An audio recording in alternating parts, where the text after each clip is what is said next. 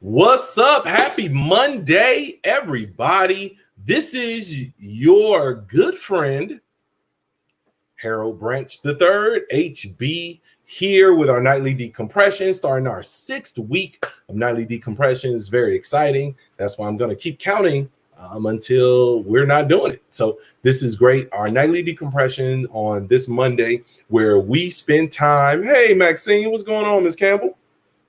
Where we spend time just discussing different strategies, different ways to decompress for the evening so that we all can take the pressure and the weight of the day, of the week, of all the things we've read in the news, just kind of take that weight and help it dissipate into the ether so that we can enjoy our evening. We could relax a little bit, get some good rest with a clear mind, and then get up tomorrow and dive right back into the work that needs to be done to make this country a better place for everyone, for all the citizens. And, you know, obviously this is spawning from everything going on in the Black community, from COVID affecting everyone, but the Black community especially, as well as the Black Lives Matter movement, finally getting the national recognition of all the things that we go through concerning police brutality and stuff like that. It just has, right now is a very tense time, and now we're calling upon all the different things. So we want to help you all relax from that,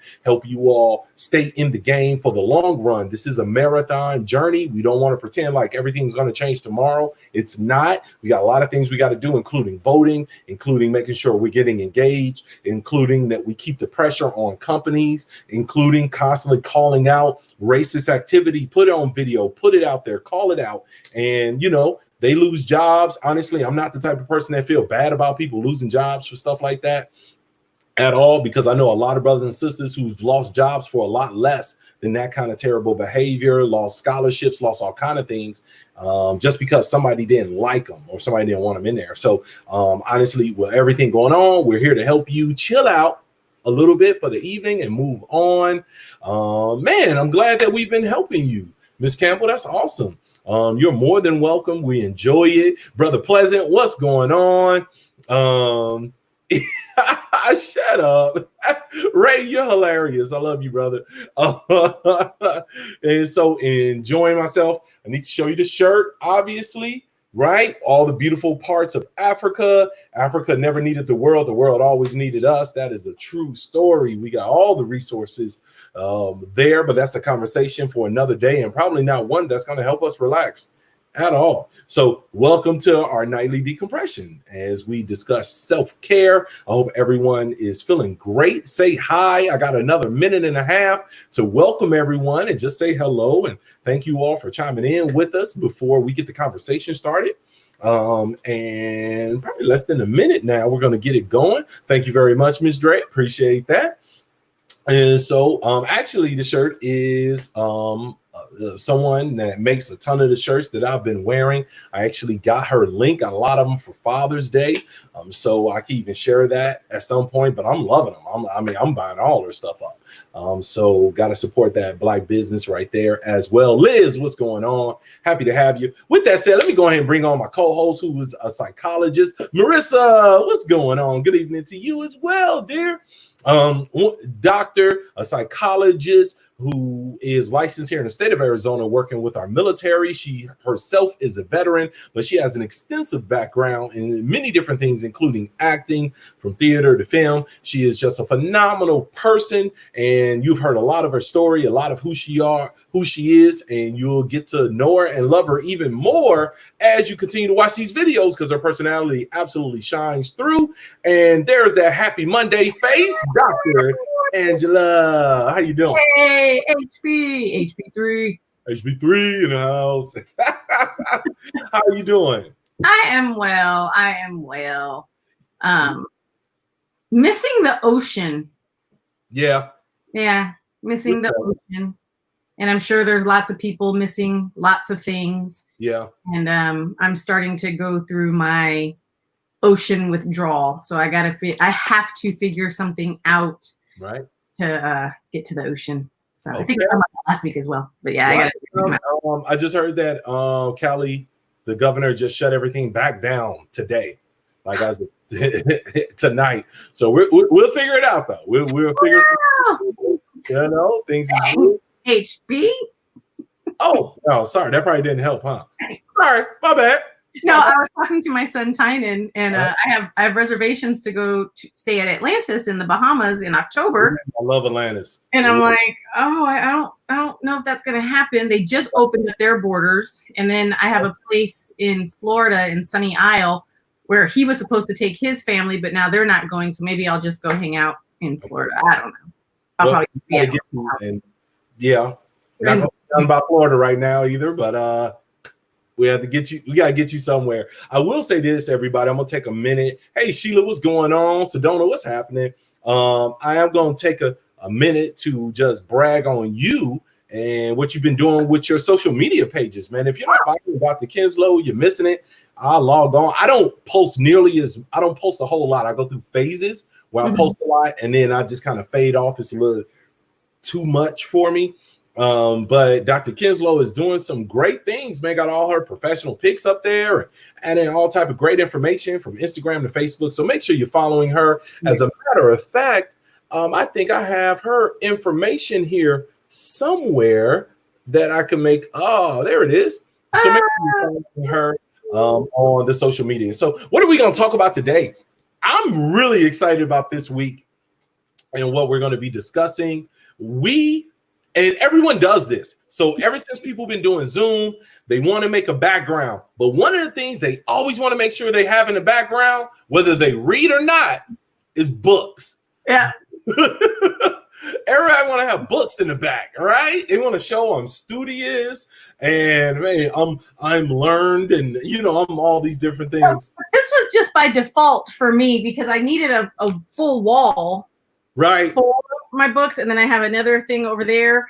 So that's just by default that I ended up with books as my background because this is literally my office, and it's either that or a blank wall. Yeah, same here. This is the best place. Before we was in my bedroom because I was using my main computer. Now I got my laptop. So I was like, I found a corner with part of the library in it. Anyone that knows me know I'm a book fanatic. I actually collect first editions. I have books I have Edgar Allan Poe. Everybody knows I love Edgar Allan Poe. I have Edgar Allan Poe books from 1850s, 1870s. Got them from London. I got some of them. I got entire collections. Let's go with that. Yeah, let's go with that. Volumes. Okay. The entire volumes of that. I actually have a couple first prints that I'm very proud of. So if you are familiar with Richest Man in Babylon, so you have a first print. What back in the day they used to come out as pamphlets. Yes, I have all the pamphlets together. I have the original Richest Man in Babylon pamphlets. It was the Richest Man kind of core series. It was almost like a series. Yeah. I also have, and probably my pride and joy, is a first print of a Christmas Carol. Yeah, I have a first print of a Christmas Carol. It's beautiful. It's amazing. It's away in a safe. In a deposit box somewhere. Exactly. So I love collecting first prints, but I love reading. So me, Dr. Angela, and myself to just kind of throw that out there. Let's talk a little bit about books. Let's talk about reading for joy. Yes. Reading for pleasure, reading in order to, bring it down. And different things bring different types of books calm different type of people.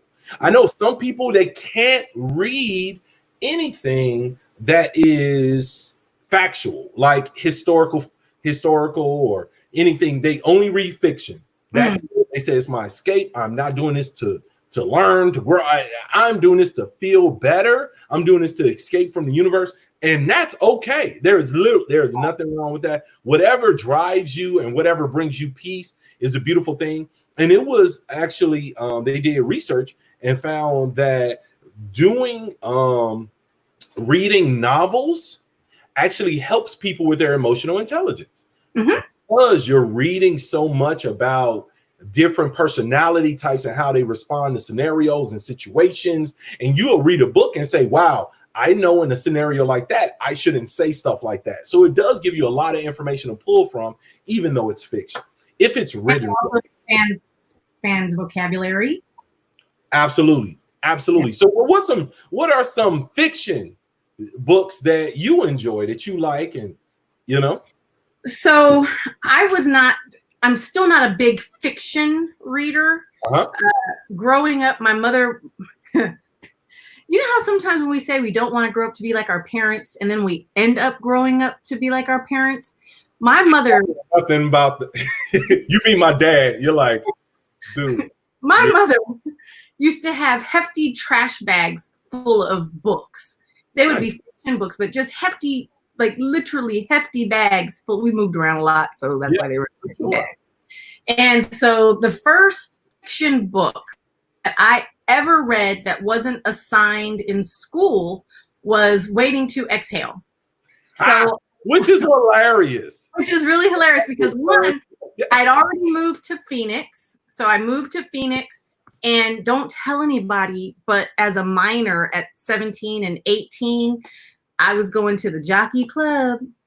The jockey club. For those of you who don't know, but this is back in the day, 1990, not the mid 90s jockey club. This is the original jockey club where it was like family reunion on Tuesdays. Everybody Phoenix all went to the jockey club. So it wasn't like, ooh, let me get my club on. It was, oh, how are you? How was your week? How are you doing? If you don't mind me interrupting, how did you get your club on again? No. You know. So I joined the army and I moved to Germany, and this book comes out that's supposed to be set in Phoenix. So I get this book. I'm like, I'll just pick up this book. I don't like reading fiction. I don't like reading. I'm going to get this book. And I get this book, Waiting to Exhale, and it is amazing. The characters are amazing. The writing is amazing. And I know the places that are in this book. So it's the very first fiction book that I've ever enjoyed that I volunteered to read. And then fast forward a few years, it was the first movie I was ever in. So the first book you read for pleasure, eventually you were actually in the movie of the book that you read. Yes. And both of them were firsts. So first movie I was ever in, first time ever on a set, got direction directly from Forrest Whitaker. That's a whole other story about that day. I caused some ruckus. And first book I ever really enjoyed where I got lost in the story. That is so awesome. That's a great storyline as far as fiction. And just to throw it out there, is my audio going in and out? If you're having trouble with my audio, just go ahead and type that for me. Thank you, my beautiful sister, Dawn. But yeah, I love fiction. Myself, I actually go through phases. I haven't been able to be in a movie because of what I read, right? Oh, I was like, no, you were in a movie because we were in a movie together. We were in a movie together, but I have never been in the movie of a book that I've read. And so I'm a Edgar Allan Poe kid, grew up reading The Raven and all that good stuff. But my uncle, I'm from the west side of Chicago, and from the deep hood. I'm from Independence in Illinois, deep. I'm from the block, but my family had books everywhere. Anywhere you reach, it'd be a book. So if you sat on the couch, it was books under the couch. It was books everywhere. So if you didn't have a book to read, you read the back of the shampoo bottle. Like we read everything. So that's just the house I grew up in. My uncle put me on to Anne Rice. I like the vampire novels, the werewolf stuff. So when it comes to fiction, I was really into that. I went through a whole James Patterson, I went through that for a while, but I ended up diving into more nonfiction reading, and especially when I got into my company Legal Shield, got with Team New Vision. We were talking a lot about personal development, so I dove a lot into. And aside from reading, obviously the poetry greats, Langston Hughes and Gwendolyn Brooks, and just all these amazing poets, and just diving into Amiri Baraka and just these amazing individuals having to. And if you, thank you for that. And put in the books that you're reading or that you appreciate that bring you some peace and some calm. Give some people some stuff to read right now.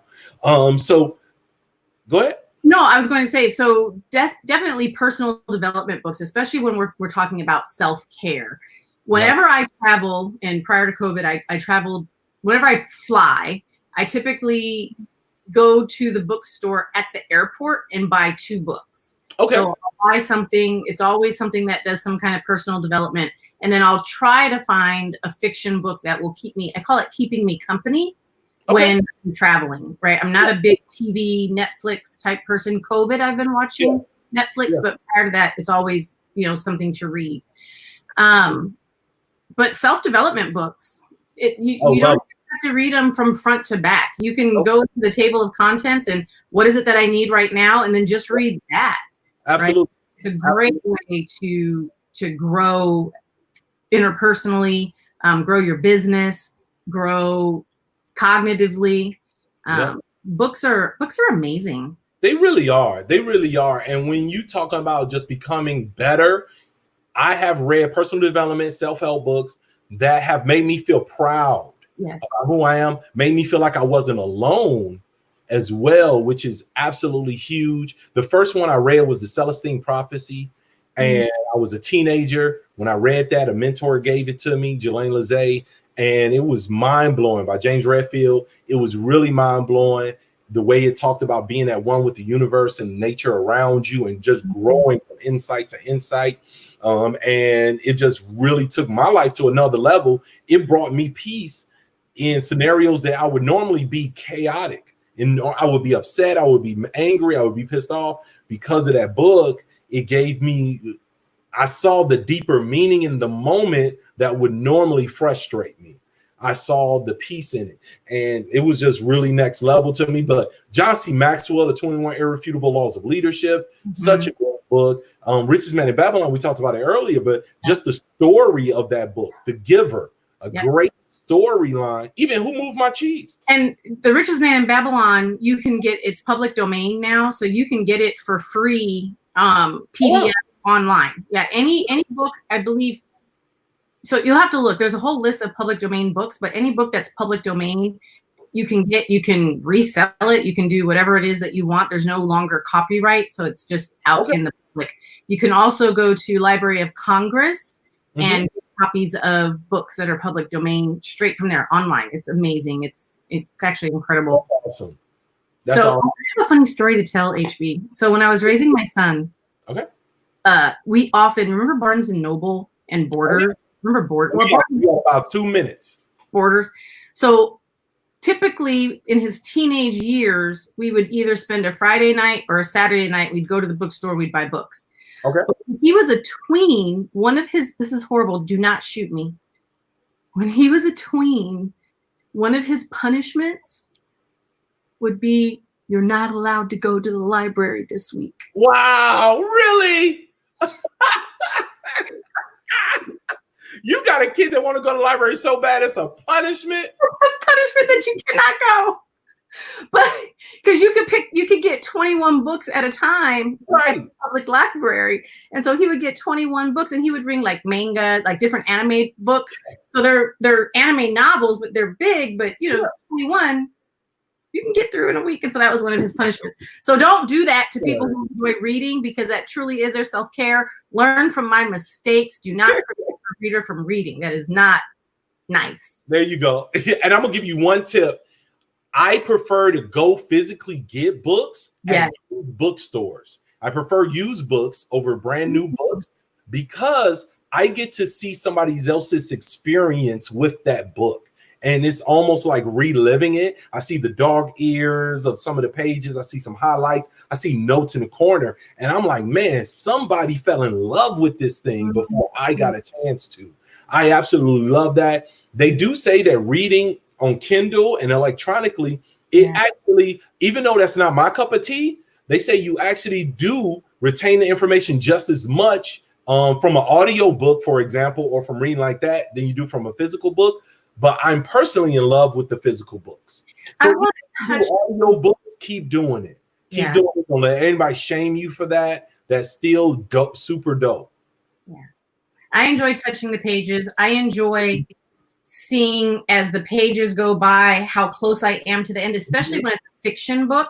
how close I am to the end and wondering like, oh, what's going to happen? What's going to happen? And I find that when it's on an electronic source, I don't get to enjoy that level of angst. I do not enjoy it nearly as much. And then this is my paranoia, and we're going to let you go.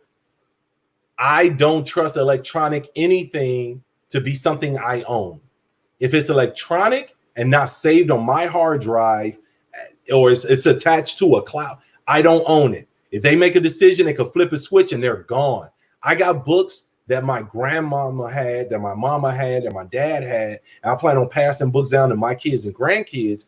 Can't do that with electronic material. So I still want to have the records. I still have records.